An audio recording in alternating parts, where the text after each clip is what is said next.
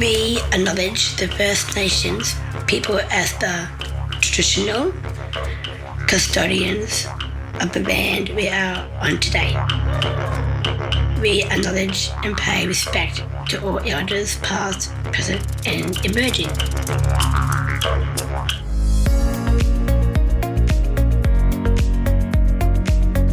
The Now in the Future podcast is an exciting way of sharing members' stories of opportunities, challenges, and provide support and expert advice for Down syndrome community. Down syndrome Queensland's vision is to support, advocate for, empower people with Down syndrome to take their rightful places as valuable and contributing members of their community both now and into the future. In this episode of the Now and the Future podcast, we'll be exploring the importance of nutrition for those who experience co-occurring health conditions or allergies. The role and importance of nutrition will look different across the lifespan, from those difficulties with establishing newborn feeding through to the impact of conditions in adulthood such as diabetes or thyroid concerns. It's vital to ensure that any person with Down syndrome has their nutrition needs reviewed regularly. Today we'll be chatting with Matt Hart, an accredited practicing dietitian and sports dietitian, and DSQ's Community Engagement Officer, Gillian Gehrke.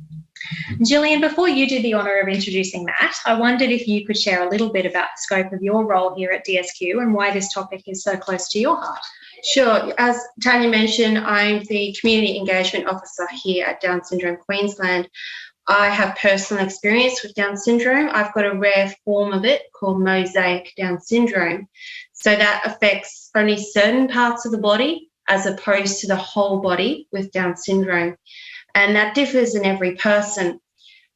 For my instance, it has affected my learning capabilities, my brain health, but more importantly for this segment, gut issues. I've got very, very complex gut needs and complexities around Down syndrome and nutrition. And I have stepped through exactly what we'll be talking about today. So that's just a little bit about me personally, and my personal journey is very close to heart. And I've had bad experiences, but in the last 14 months, I've had real huge success by working with a nutritionist. And so that's why it's a bit close to home. So, great. Well, thank you, Gillian. Nice. I was wondering if you could introduce Matt for us. I'd like to officially introduce Matt to our listeners. As Tanya mentioned, Matt is an accredited dietitian who strives to empower individuals to take control of their own health through collectively developing tailored nutritional support. He has particular interest in bone health, gastrointestinal disturbances, men's health, disordered eating, and sport. So, Matt, could you please tell us a bit about yourself and what aspects of nutrition do you work in? Awesome. Thanks for having me, Gil. Basically, I guess long story short, I developed a bit of an interest in the nutrition space. I guess having a very extensive sporting background, and lucky enough, my dad was a chef growing up, and I think that's where I soon learned the importance of nutrition, one related to sport, and that kind of exposed me to go and pursue study, which led me to finishing my undergrad in health science, and then later on down the track did a Master in Nutrition and Dietetics, and basically has directed me to where I am now. And I think along this journey is where I really developed a keen interest in, one, disability health, but obviously two, people with Down syndrome. And I think it's purely from seeing not the lack of support available, that it's a very much a reactive approach, like a lot of areas in nutrition, that we can be better. It's just trying to have the right services and support in place initially. So could you tell us a bit about your programs and how they could be suitable for someone who has Down syndrome? Yeah. So at the moment, primarily, most of my work is one-on-one. There's a few community programs available that I guess have a different insight and approach to typical nutrition allied health support, purely from the fact that they really target the habits and behaviours around food, if you like, as opposed to providing nutrition support or nutrition information even, and that's it. because at the end of the day, I'm a firm believer that the food side of it, generally that's just the outcome. There's often more under the surface that potentially hasn't been unpacked or delved into, which at the end of the day, that's generally going to be the barrier as to why someone can't execute or improve their symptoms and whatnot. I think that's the missing piece to the puzzle a lot of the time. Sure is. Just listening to you then, Matt, I'm just wondering, like, when there are those other underlying causes that create those issues, I guess for a person with Down syndrome, these days we're becoming more and more aware of what some of those known co-associated conditions might be. But I wonder do you come across people who are still discovering that there are allergies or intolerances or even just other health conditions that could be causing those health presentations?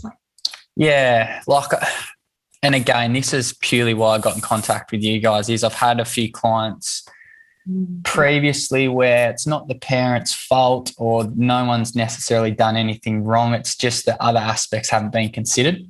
And like whether it's, I guess, a fussy eating approach or potentially gastrointestinal issues that the parents may initially thought that it was X, Y, and Z, but it's actually been something completely different. And I think that's where it's really critical, and it's across the board in nutrition that if you can get a thorough assessment done initially, then you can almost develop a bit of a roadmap and a plan as to what your priorities are now and down the track. You've hit the nail on the head there for something that we come across frequently, not just in the nutrition space, but the term diagnostic overshadowing. You're probably familiar with it, where we often hear from families who've gone repeatedly to their medical teams to say, I'm concerned about this, I want this checked out. And unfortunately, sometimes they're just told, oh, that's part of having a disability or part of, Down syndrome. So I guess, is that something that you see as well? Or I'm wondering if you sometimes are the point of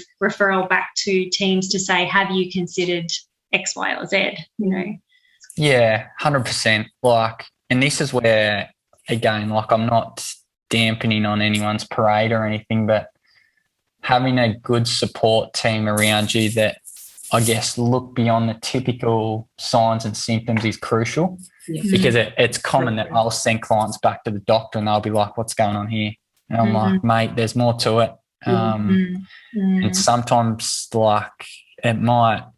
won't come back on, I guess, me as an example, but sometimes the doctor may almost create a barrier against me initially because they don't see what I'm seeing, essentially. But then it takes, I don't know, it could be a couple of months, for instance, to see the light at the end of the tunnel.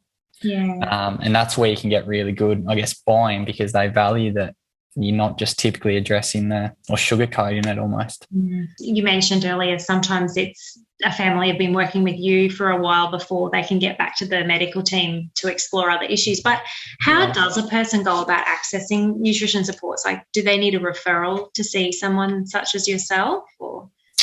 I guess there's a few different avenues regarding this. One could be a client, for instance, may receive a referral from the GP to go and consult with whether it's a dietitian or another form of allied health. Is that through the chronic disease management? Chronic disease, yeah.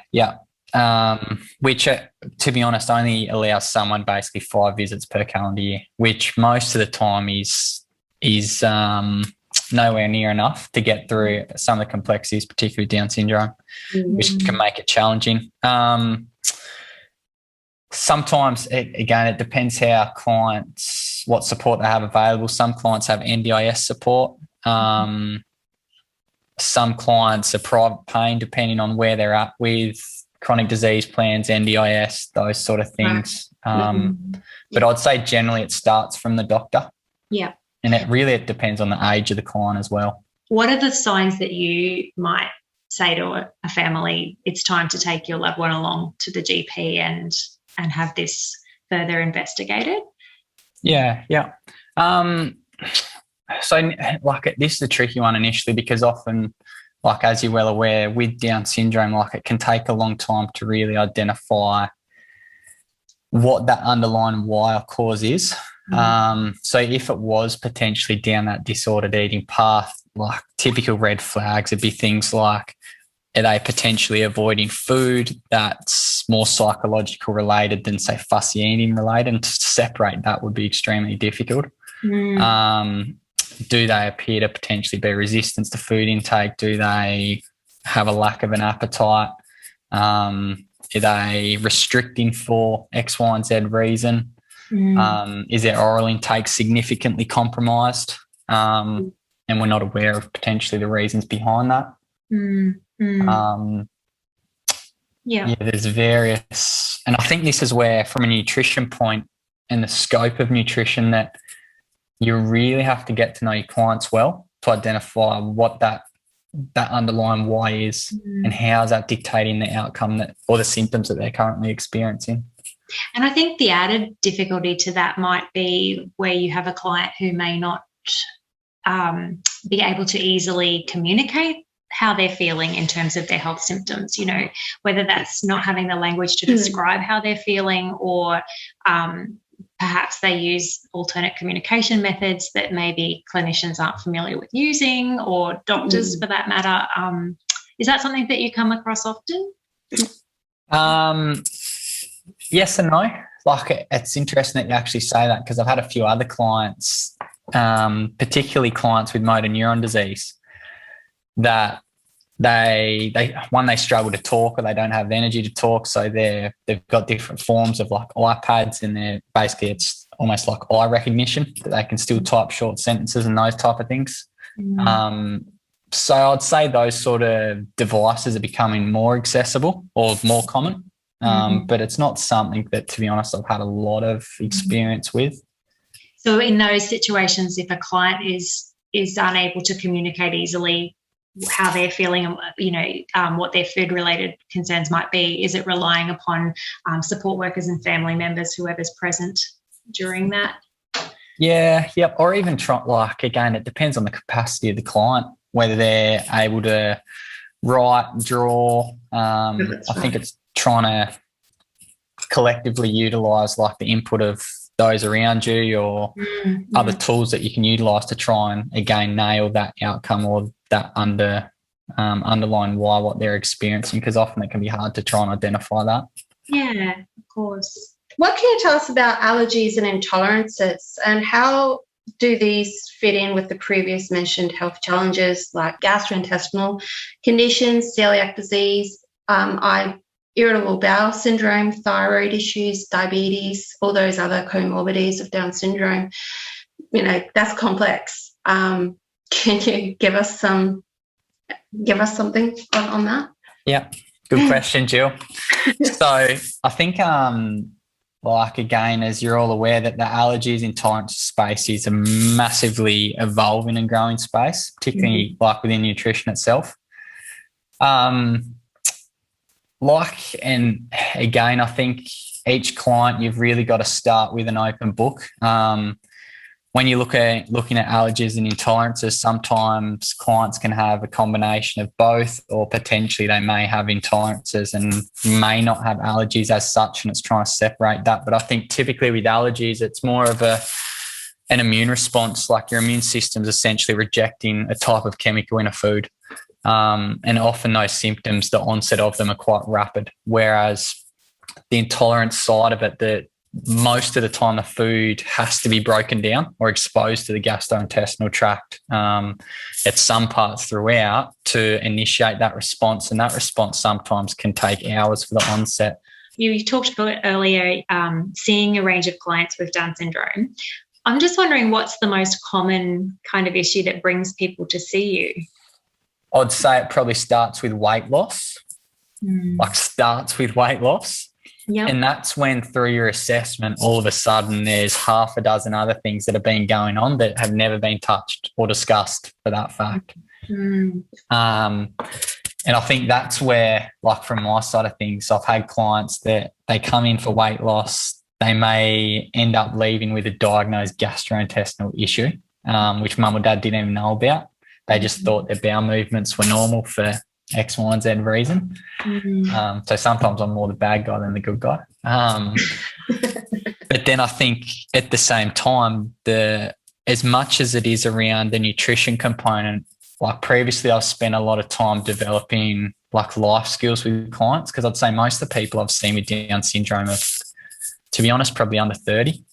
And generally it's like delayed onset learning around various tasks. So as much that it is the clinical side of it, it's a practical application as well, whether it be cooking, supermarket visits, learning how to read menus, even simply just going to order a meal at a cafe. And is that the kind of thing that your support can assist people with? Yeah, yep, that's stuff that I generally do quite a lot, purely because like the outcome of that is so powerful. The fact that they've got the confidence to go and order their own meal, go and buy their own groceries, and then being able to cook that or prepare that themselves, that to me is a big win. And along the way, it's just trying to squeeze the education side of it in between. Yeah, that is very proactive as opposed to a reactive basis, isn't it? It's what we were discussing before. So that true capacity building. It's like anything in nutrition, I think, that, as I was saying before, the food side of it, like to me, that's almost the easy part. It's really trying to identify why can't people adapt certain eating habits or behaviours, whether it's motivation, stress, psychological issues, time poor, don't have the capacity, don't have carers available, whatever. At the end of the day, that appears, I'd say, most of the time to be the challenging aspect. Yeah, of course. Anxiety comes up an awful lot and isn't talked about much. Food can impact anxiety more for certain intolerances and things like that, complexities to make it even more pronounced, where it was there like some foods which you deem healthy to some people actually have a sort of a negative impact on a proactive response. Yeah, absolutely. Great question. I guess the first answer to that is I always encourage people to really try and think about what does healthy look like, because like we're just talking about, it is for everyone. Yeah. When you look at, say, gastrointestinal issues, well, things like avocado, broccoli, cauliflower, like typical health vegetables that would be perceived healthy, can cause significant issues for some people. So I think from my side of things, it's really crucial to identify what that health encompasses for each individual, and that'll be so different for a lot of people. In terms of the anxiety and even the depression side of things too, Jill, that's a growing space, and we're now understanding that the types of foods, whether it's the glycemic index, whether it's how there's hormonal responses in the brain, we now know that there's certain foods that can exacerbate some of those.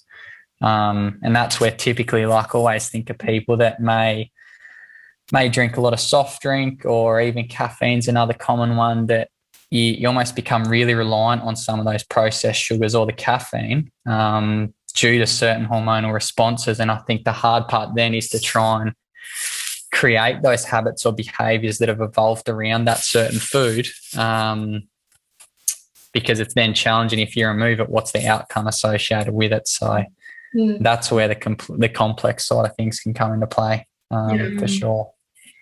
And transitioning out of certain habits would obviously need a whole lot of planning and support, so that you're not replacing it with something 100% unhelpful. So, and I always think, like, as individuals and humans, like, we all establish habits and behaviours around food over 10, 20, 30, 40 plus years.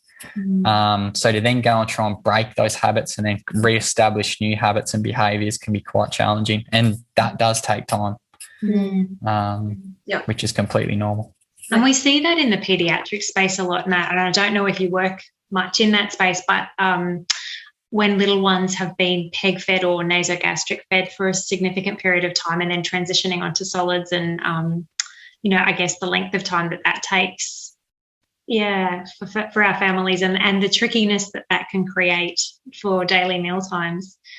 Yeah, 100%. And I think even like some kids that may be breastfed for a long period of time that don't even have Down syndrome, to to then go and transition to solid food can be quite challenging. Yeah. Or even if there's certain pressure around food as a young child, how that may impact food-related behaviours later on in life. That's where, again, it's really trying to get a broad understanding of what the underlying issues really are, and what the end goal is. Yeah, we see that another common time, even if feeding hasn't been particularly problematic, that I hear from families when they're stressed around food is when their little one transitions to school, and suddenly they're being pressured to eat in very short breaks, related to a range of issues, potentially hypertonia and any other swallowing issues, like suddenly having to not be sitting in their really usual supportive seating and having to eat very quickly in a very sensorily stimulating environment, often very loud, noisy playgrounds. Is that anything that you ever hear from families about? Yeah, 100%. So I think, again, along with all the clinical side of nutrition is that practical application. And even, for instance, like a client just springs to mind that last week I had a young guy that lives in a care house, for instance, and to try and get some consistency throughout that house from the carers can be quite challenging, because one day he may be cooked X, Y, and Z, or the following day they're offering a certain meal, but they may not be well aware that he's got underlying allergies and intolerances and health concerns that need to be addressing. So very quite, I guess, similar scenario in the fact that external environment can sometimes be challenging to control. And I think that's just trying to ensure that you've got a good team around the client to ensure that you are successful and you're moving forward with the support that we offer. Yeah, thank you. Well, look, we've fired a whole lot of questions at you. I'm just wondering, is there anything that we haven't covered that you would like our listeners to know about the world of nutrition as it relates to people with Down syndrome? Look, to be honest, I think at the end of the day, and something that I typically see with a lot of clients, and as I mentioned before, that when you look at nutrition, I think it's overlooked, and I understand that most people, in fact, would have like a sound understanding of nutrition, but I think at the end of the day, like where the challenging times come into play is trying to understand, one, what's actually going to be the best approach from a food point of view to try and achieve those certain outcomes or manage certain medical conditions. Because I think, again, like we've got abundance of access to nutrition information nowadays, it's just trying to understand what differs healthy for a lot of people, and how do we need to shape that food approach to manage certain conditions. And then how do you present that in a way that people with, varying levels of learning difficulties can understand and use on a daily basis? Yeah. And I think that's where, like, even within this space, sometimes it's more the hands-on learning where you see the biggest outcomes. It may one-on-one support kind of scenario. Yeah, 100%. And it's not about trying to change the world overnight. It's about those gradual steps long term. And at the end of the day, like I said, we want to try and almost empower and inspire clients to look after their health themselves. Like, I don't want to be holding everyone's hand for the next 50 years. No, and potentially don't have the funding to do that. So it truly is a capacity thing, isn't it? 100%. Yeah, with maybe periodic check-ins with someone like yourself. Yeah, I think that's where the practical side of nutrition is really valued and underestimated at the end of the day. And like for instance, I had a group this morning, a community group, and we basically spent a session really trying to understand what are those setbacks that the clients are facing, because they've tried to address their health previously, but they haven't been successful. So a lot of it was around that behaviour change as opposed to, I guess, specific food, nutrition-related information. Well, look, this has been really, really wonderful. Thank you so much for your time today. And I guess... That's right. Thanks for having me. If we just give a little plug to your private practice, which is Hart Nutrition. And we will put those details up on our website in the show notes for this episode. But thank you so much for your time, Matt. We really, really appreciate it. That's all right. Yeah, not a problem. This episode concludes Season 2 of the Now and the Future podcast by Down Syndrome Queensland. We would like to take this opportunity to thank everyone who has been involved in this production, particularly our producer Justin Rulon from Bridge Media. We look forward to releasing Season 3 on the 21st of April 2022, where we will discuss topics such as co-occurring diagnoses, education and inclusion, and many more subjects relating to the Down syndrome community. In the meantime, if you would like to hear any episodes from Season 1 and 2, or more information on any subject relating to Down syndrome, visit our website www.downsyndrome.org.au/QLD. You have been listening to the Now and the Future podcast by Down Syndrome Queensland. You have been listening to the Now and the Future podcast. For more information about this episode and many other topics relate to Down syndrome, please visit the Down Syndrome Queensland website at downsyndrome.org.au/QLD. Down Syndrome Queensland, supporting people with Down syndrome now and into the future.